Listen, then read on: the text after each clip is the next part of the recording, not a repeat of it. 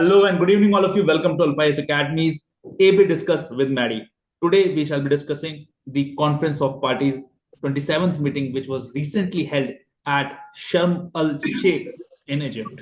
Joining with me on this topic today is Madhav Patro, founder of Alpha Academy. I welcome you, Madhav. Good evening. Good evening, Avi. I hope you are doing good. Yeah, everything is all right. I'll just brief you guys. इस कोप 27 को समझने से पहले हमें 1992 में जाना होगा, जहां United nation conference on environment and development हुई थी। वहां तीन मेजर कन्वेंशन साइन किए गए थे। That was UNF triple C, United Nation framework convention on climate change, UNCBD, that is United Nation convention on biological diversity, and UNCBD, that is United Nations Convention on Biological Diversity. I said sorry, UNCCD, that is United Nations Convention to combat desertification. Okay, now Madhav, if you can just brief us, why was it formed, what is the history, क्या क्यों बनाया गया था ये सब, क्यों हम कोप कोप कोप इतने महीनों से चल रहा है, क्यों हम सुनते हैं इसके बारे में। एक्चुअली क्या हुआ कि जब 1970s पे ग्लोबली एक रियलाइजेशन हुआ था कि climate change is going to be the big threat for the humanity. Okay, आपको 1970s पे आपने सुना होगा कि स्टॉकहोम जो कॉन्फ्रेंस हुई थी, जो हमारी तरफ से इंदिरा गांधी जी जो अपने प्राइम मिनिस्टर थे वो अटेंड हुए थे।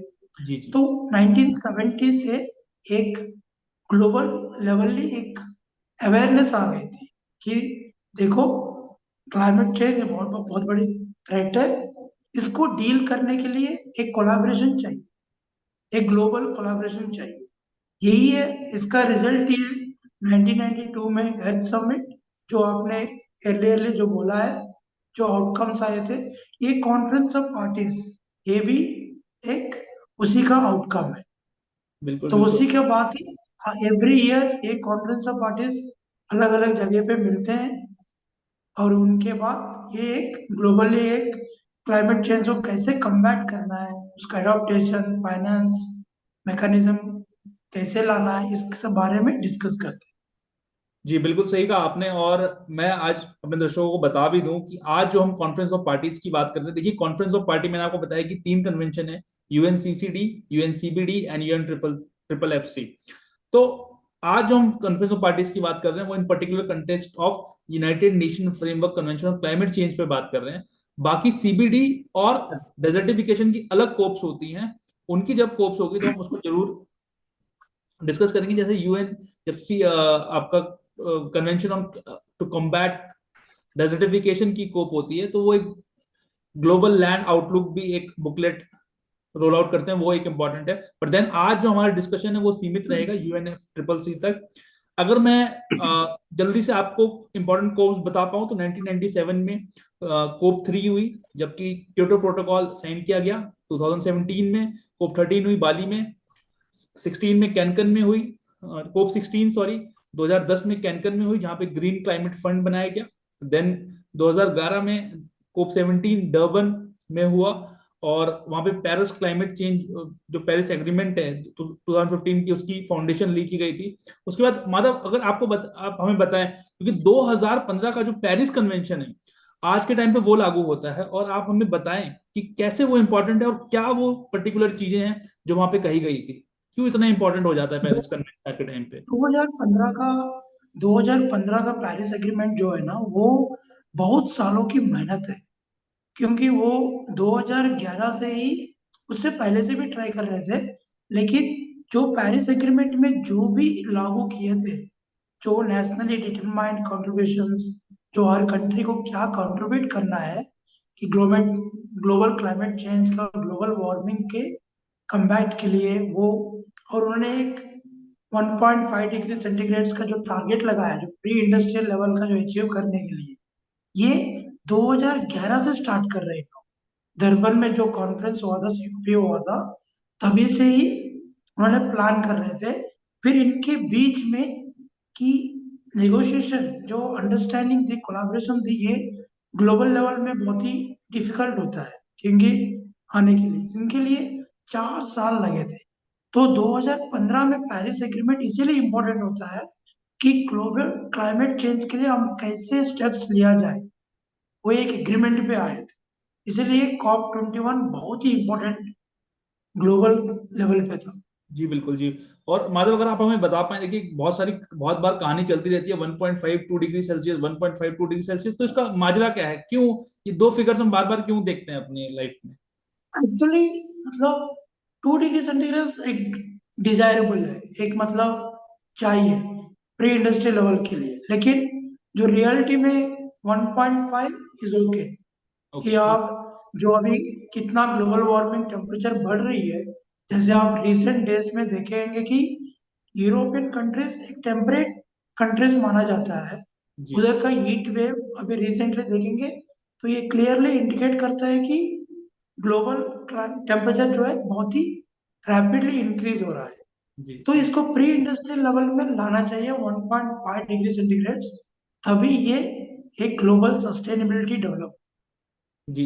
और इसी के साथ मतलब 2017 में जब COP 23 हुई थी बॉन जर्मनी में, जिसको कि ओनली जो अभी तक स्मॉल आइलैंड नेशन फिजी ने उसको प्रेसिडेंसी उसकी फिजी के पास थी, और उसको होस्ट बॉन में किया गया था, बॉन जर्मनी में है।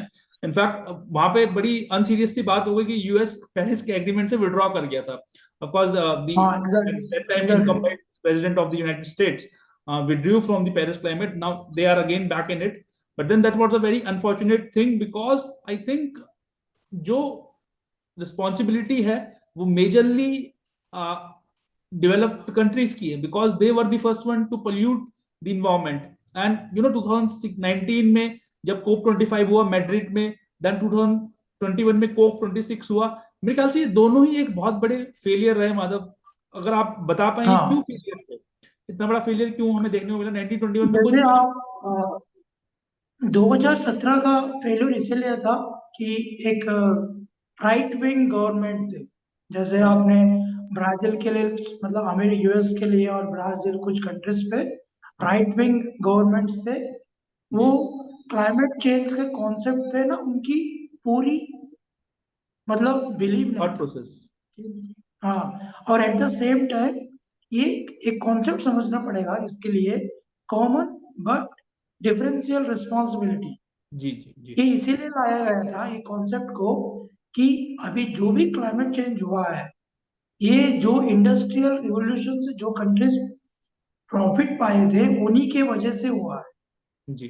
ठीक है, जो भी आप वेस्टर्न कंट्रीज डेवलप्ड कंट्रीज है, उन्हीं का ही रिस्पॉन्सिबिलिटीज है। इसीलिए ये कॉन्सेप्ट लाया गया था कि कॉमन बट डिफरेंशियल रिस्पॉन्सिबिलिटीज, कि डेवलप्ड कंट्रीज को ज्यादा रिस्पॉन्सिबल होना पड़ेगा, डेवलपिंग को कम, फिर लीस्ट डेवलप्ड को एक लेयर लेवल पे होना चाहिए। लेकिन ये कॉन्सेप्ट को ना ये राइट विंग गवर्नमेंट्स कुछ कुछ थे वो एग्री नहीं करते थे। इसीलिए वो क्या किए थे, विथड्रॉ कर लिए थे COP 17। और उसके बाद जो भी मतलब जो रियल मैड्रिड पे हुआ, ग्लासगो में हुआ, वो जी। जब कॉन्फ्रेंस पे थे ना, ये बहुत ही डुप्लिसिटी थी। जी। जी। कि कुछ ऑयल इंडस्ट्रीज की जो अप्रोच थी उनकी डुप्लिसिटी थी, और सिविल सोसाइटी भी एक वो प्रॉपरली इन्वॉल्वमेंट नहीं थी। तो जी। इसीलिए इसमें कोई भी नेगोशिएशंस एट द एक कॉन्क्रीट प्लान नहीं आया था। जो ओके। पेरिस एग्रीमेंट में जो माना गया था वो नहीं किया, क्योंकि बिल्कुल 2015 में पेरिस एग्रीमेंट में ये माना गया था कि जो भी आप एग्रीमेंट कर रहे हैं 2020 के अंदर हमें प्लान बनाना है, 2020 से हमें अमल करना है, अमल करना है। इम्प्लीमेंट करना जी है। जी ये जी। फेल हो गए थे।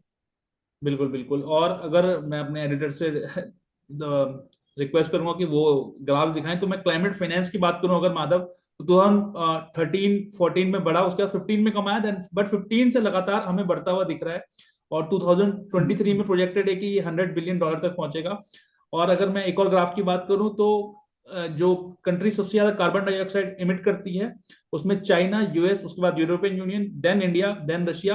बट देन अगर मैं पर कैपिटा की बात करूं तो यही चीज रिवर्स हो जाती है। यूएसए लगभग लगभग सबसे ऊपर चले जाता है, और चाइना उसके बाद, इनफैक्ट चाइना से पहले रशिया, उसके बाद चाइना, उसके बाद आपका European union and India. In fact अगर मैं इंडिया और यूएस के कंपैरिजन की बात करूं तो लगभग लगभग 14 टाइम्स ज्यादा पर कैपिटा बेसिस पे कार्बन एग्जैक्टली। डाइऑक्साइड एमिट की जाती है। But then and this is the clear indication कि भाई the responsibility has to be you know beared by the developed countries, because you are absolutely right in saying कि भाई जो आज industrial development वो कंट्रीज पा चुकी हैं, आज हम जो इंडस्ट्रियल डेवलपमेंट उन कंट्रीज में देखते हैं, शायद उसका बहुत बड़ा रीजन है कि उसका बहुत बड़ा जो उनका परिणाम है वो क्लाइमेट चेंज में हमें देखने को मिल रहा है, जो डेवलप्ड कंट्रीज और स्मॉल आइलैंड नेशंस बहुत ज्यादा भुगत रहे हैं। बट देन मतलब मैं आपसे जानना चाहूंगा कि क्या चैलेंजेस आते हैं क्लाइमेट नेगोशिएशंस में? क्लाइमेट चेंज नेगोशिएशन में बड़ा चैलेंज है कि एक हम मतलब जो डेवलप्ड कंट्रीज और डेवलपिंग कंट्रीज एक बोर्ड पे आना, ये बहुत है। फॉर एग्जांपल देखिए, अभी COP 27 में भी एक चैलेंजेस क्लियरली आ गया था, जब फाइनेंस की क्लाइमेट फाइनेंस की बात की गई थी। जी, एक रिस्पॉन्सिबिलिटी है डेवलप्ड कंट्रीज क्लाइमेट को फाइनेंस करे कि डेवलपिंग कंट्रीज को अपना कैपेसिटी बिल्डिंग, कोई अपना जो क्लाइमेट फ्रेंडली एनवायरनमेंट में कन्वर्ट होने के लिए विदाउट अफेक्टिंग देयर इकोनॉमी। लेकिन इसमें डेवलप्ड कंट्रीज ने एक वॉइस रेज किया था कि जो अभी आपने रिसेंट अभी अर्लियरली बोला था कि China is the one of the major contributor, India also, maybe in per capita income, India is less contributor compared to USA. But if we take the overall, India Overall, also India also, yeah, overall is a major contributor. we are above Okay, Russia. Yeah, yeah, but they saying that okay, we developed countries are responsible, but at the same time, the developing countries also have to take the responsibilities. exactly, तो exactly. इस बात पे अभी ये climate negotiations बहुत ही problem आते हैं। For example, USA और वेस्टर्न कंट्रीज बार बार यही बोल रहे हैं कि चाइना इतनी अच्छी इकोनॉमी में कर रही है, परफॉर्म कर रही है, और वो भी क्लाइमेट रिस्पॉन्सिबिलिटी लेना चाहिए। बिल्कुल माधव, इस मैं पे आपसे एक प्रॉब्लम है, चैलेंज। जी जी जी जी, बिल्कुल आपकी बात एकदम सही है कि ऑन बोर्ड आना बहुत जरूरी है। और शायद डेवलपिंग कंट्रीज और शायद we are passing the ball in each others court and nothing concrete has been achieved yet. खैर, एग्जैक्टली। अभी COP 27 भी कंक्लूड हो गई, वहां पे हमें कुछ पॉजिटिव परिणाम मिले। आप अगर उन पे थोड़ा सा प्रकाश डाल पाए कि 27 क्यों इंपॉर्टेंट थी, हमें क्या क्या कंक्रीट डिस्कशंस वहां से देखने को मिले? मतलब देखो, COP 27 में एक मेजर फोकस एरियाज थे, 3 एरियाज। एक क्लाइमेट एडेप्टेशन कैसे करें, और क्लाइमेट फाइनेंस कैसे करें, और कैपेसिटी बिल्डिंग कैसे करें डेवलपिंग और लीस्ट डेवलप्ड कंट्रीज को। यही फोकस थी। कोई फोकस में बड़ा कोई चेंज नहीं था इसमें। लेकिन इसमें क्या हुआ था कि एक लॉस एंड डैमेज, एक फंड लाने के लिए कोशिश किया गया था। लेकिन जी, वो फंड में भी जो अभी अर्लियरली बोले थे, डेवलप्ड और डेवलपिंग कंट्रीज एक बोर्ड पे आने के लिए अभी भी डिफिकल्टीज है। जी, मतलब एक बोर्ड पे आने में मुश्किल लग रहा है। और जी, सेकंड थिंग है, ये कुछ अभी देखो, फॉसिल फ्यूल्स जो है ये मेजर रिस्पॉन्सिबल है ग्लोबल जी, वार्मिंग के लिए। जी, बिल्कुल बिल्कुल ठीक बिल्कुल। है, लेकिन उसकी अप्रोच जो थी, पेरिस एग्रीमेंट में ये अप्रोच किया था कि इसको कंप्लीटली खत्म कर देंगे, ये जी, जो फॉसिल फ्यूल से कन्वर्ट हो जाएंगे। लेकिन ये COP 27 में क्या हुआ था कि इनकी जो वॉइस है, जैसे डेवलपिंग कंट्रीज ने अपना वॉइस रेज किया, इंडिया चाइना ने बोले कि हम अभी कंप्लीटली फेस आउट नहीं कर सकते। तो ये एक चेंजेस है, ये अपना मतलब फॉसिल फ्यूल्स अभी भी यूज करेंगे, ये फ्यूचर में यूज करने का प्लान है, ये एक है। और थर्ड मेजर एरिया ये थी कि क्लाइमेट फाइनेंस थोड़ा ज्यादा कंट्रीज को पास हुए। For example, transfer of technology, capacity building, इसमें भी कुछ हद तक ठीक है, एग्रीमेंट हुई थी। लेकिन अभी भी बहुत सारे वेस्टर्न कंट्रीज रिन्यूएबल एनर्जी का जो टेक्नोलॉजी है ट्रांसफर करने में हेजिटेट करते हैं। बिल्कुल माधव, मैं बिल्कुल सही बात है, ये तीन मेजर एरियाज हैं। अगर मैं अपने दर्शकों को बता पाऊं कि जो लॉस एंड डैमेज जो फंड बनाया गया है, कंपनसेशन फंड भी उसको बोला जा रहा है, वो अलग इस प्रकार से है कि अभी तक जो बात की गई थी कि जो अडेप्टेशन करने के लिए जो कंट्रीज को फंड लगेगा उसकी बात की गई थी। बट देन आज हम ऐसी स्टेज में पहुंच चुके हैं कि कुछ चीजें हम चेंज नहीं कर पाएंगे, कुछ नुकसान कंट्रीज को होगा ही होगा। तो ये लॉस एंड डैमेज फंड जो है उसके लिए बनाया गया है कि जो इरिवर्सिबल है या जिससे हम बच नहीं पाएंगे जिस डैमेज से। तो बेसिकली इसका मेन इंपॉर्टेंट पॉइंट ये था। मतलब what is the way ahead in climate change, अब कहाँ देखते हैं इसको जाते हुए? ये क्लाइमेट चेंज के लिए तो देखो, जैसे थ्री थ्री मेजर एरियाज है। सिंपल है, क्लाइमेट मिटिगेशन, क्लाइमेट एडाप्टेशन, और क्लाइमेट आपको फाइनेंस। एक सस्टेनेबल इकोनॉमिक डेवलपमेंट लाना पड़ेगा। इसमें और एब्सोल्युटली। कोई वे फॉरवर्ड तो सिंपल है। जी। लेकिन इसके लिए इम्पोर्टेंट थिंग है कि इंटेंट, एग्जैक्टली। जो गवर्नमेंट्स की इंटेंट। इंटेंट। और ये अभी अभी रिसेंटली जो ब्राजील में जो इलेक्शंस हुए थे, वो क्लियरली शो करता है कि एक डेमोक्रेटिक मेथड ये बहुत ही इंपॉर्टेंट है क्लाइमेट चेंज को फाइट करने के लिए। इसमें आपको मल्टी स्टेक होल्डर का रोल प्ले करना पड़ेगा। एक government, civil society and office of the citizen also, they have to participate. तभी ये हम अचीव कर पाएंगे। फॉर एग्जाम्पल, इंडिया ने तो, मेजर कंट्रीज ने COP27 पे ये बोल दिया था कि बाय 2070 इंडिया ने नेट जीरो कर लेंगे। बहुत सारे मेजर कंट्रीज ने 2050 40 तक बोले हैं। ये पूरे रिटर्न है, टेक्स्ट है। इसको मतलब प्रैक्टिकली इम्प्लीमेंट करने के लिए बहुत सारे resources, at the same time governments का इंटेंट चाहिए। ये पॉपुलिस्ट पॉलिसी से इम्प्लीमेंटेशन, मतलब इनको थोड़ा सा हटके सोचना पड़ेगा बिल्कुल कि बिल्कुल। देखो बिकॉज भाई, बिकॉज इकोनॉमी भी बहुत इंपॉर्टेंट है, at the same time sustainable development भी इंपॉर्टेंट है। ये पब्लिक को भी, ऑफिस ऑफ द सिटीजन्स को भी थोड़ा अवेयरनेस लाना पड़ेगा। तभी ये ग्लोबल क्लाइमेट चेंज को फाइट करने के लिए हमें एक सही डायरेक्शन पे जा सकते हैं। बिल्कुल, because it's the question of the human survival. Okay, मतलब just for the concluding remarks, what is the role of India in the climate change at the global dash? Just already देख, जो already our prime minister है broad ए important concept, climate justice. एक Fabulous. Concept है, जो climate justice जो concept है, वो एक यही हमारी रिसेंबल करता है। यही मतलब ये सोच बताती है कि Indian government, they are doing what they can do, they are trying in all the ways. मतलब हर कोशिश कर रहे हैं कि क्लाइमेट को क्लाइमेट कम्बैट को हर प्रॉपर वे में करे। लेकिन प्रॉब्लम ये है कि इंडिया एक मेजर रोल प्ले कर सकता है, लेकिन इंडिया के पास भी चैलेंजेस है। इंडिया का अभी भी global 25% of the poverty lives in India.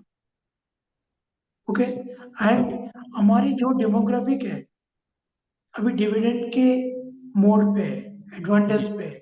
जी। तो ये डेमोग्राफिक एडवांटेज को कन्वर्ट करने के लिए हमें इकोनॉमी डेवलपमेंट बहुत इंपॉर्टेंट है।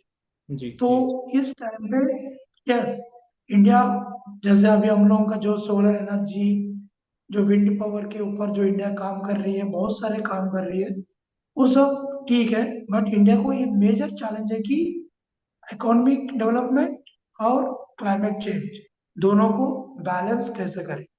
इसके लिए इंडिया के पास, मेरे ओपिनियन मांगेंगे तो दो ही चांस है, दो तीन ही है कि इंडिया को रिसर्च एंड डेवलपमेंट करना पड़ेगा क्लाइमेट फ्रेंडली टेक्नोलॉजी पे। आप एग्रीकल्चर पे, अपने ट्रांसपोर्ट पे, अपने इंडस्ट्रियल लेवल पे आपको क्लाइमेट फ्रेंडली टेक्नोलॉजी डेवलपमेंट करना पड़ेगा।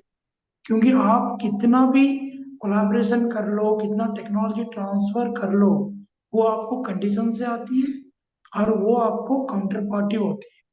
तो आपको रिसर्च एंड डेवलपमेंट में बहुत ध्यान देना पड़ेगा। At the same time awareness, for example, कि ज्यादा के लोग जो पब्लिक ट्रांसपोर्ट यूज करें, कि अपने ओन व्हीकल यूज किया। ये अवेयरनेस बहुत इंपॉर्टेंट है। और थर्ड इंपॉर्टेंट है कि political will power. Absolutely. And fourth important है कि ए responsible citizen, office of the exactly. Citizen को रिस्पॉन्सिबली बिहेव करना। Exactly. As only the responsible human beings with will create a responsible world and a responsible, Exactly.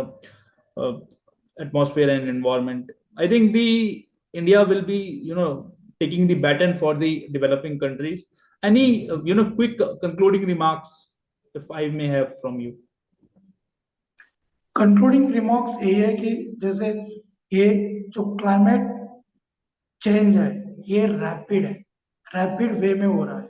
इसका मतलब इसका act अभी नहीं करेंगे तो मेरे ख्याल से ये 10 साल पे अपने हाथ से अभी निकल चुका है, Hmm. और 10 साल से ऐसा निकल जाएगा कि वी कैनॉट कैच, कि हम ह्यूमन एक्सटेंशन की तरफ बढ़ जाएंगे, We ये we have, six mass extension की तरफ बढ़ जाएंगे हम। और I सिंपल think है, तो इसके लिए हमें we have already missed the train. Yes, तो अभी इतना जल्दी एक्ट करेंगे, उतनी रिस्पॉन्सिबल हाँ. बिहेव करेंगे, तभी ये क्लाइमेट चेंज से हम फाइट कर सकते Okay, Madhav, thank you हैं। very much. Yeah, yeah, please, अभी please. रिसेंटली अभी अभी रिसेंटली हम विटनेस कर रहे हैं, जैसे पाकिस्तान में फ्लड्स हुए थे, और जो चाइना में जो क्या बोलते हैं उसको ड्राउट्स हुए थे, कुछ इंडिया में भी जो ड्राउट्स और अनपैरेलल जो रेनफॉल हुआ था, ये सब क्लियरली इंडिकेट करता है कि क्लाइमेट चेंज बिगेस्ट थ्रेट है ह्यूमैनिटी के लिए। Absolutely, तो हमें that's a big line, I think. The climate change is the biggest threat to the human survival. On that note, we'll be ending today. And it's time that we move from democracy to ecocracy. I thank you, Madhav, for joining us. Thank you, all our viewers, for watching us. If you have any suggestions, please tell us in the comment box. और आप हमारे से कोई topic भी discuss करवाना चाहते हैं तो प्लीज आप हमें कमेंट बॉक्स में बताइए, हम उसको डिस्कस करने की जरूर कोशिश करेंगे. Thank you, and we wish you a very happy day. Take care, see you, keep healthy, and keep smiling. Bye bye. Thank you very much.